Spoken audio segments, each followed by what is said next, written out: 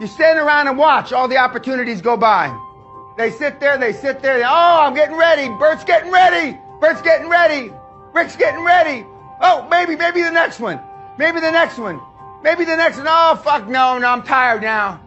Maybe the next one, and there comes somebody like me. Just jumps on the fucker and eats it. Maybe the next one, Ray. Who in this room is that male lion? And the truth of the matter is the female lion does all the fucking hunting, not the male. Once you become fearless, life becomes limitless. Hey SoCal,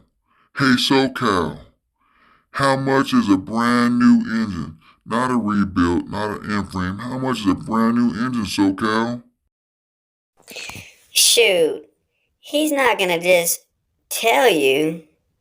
He's gonna show you. He's gonna show you how much a brand new engine from Cummins cost. Come on, SoCal. Where's that sticker at? Show us the sticker, SoCal. We all need to know. What is it, a couple of dollars? How much, SoCal?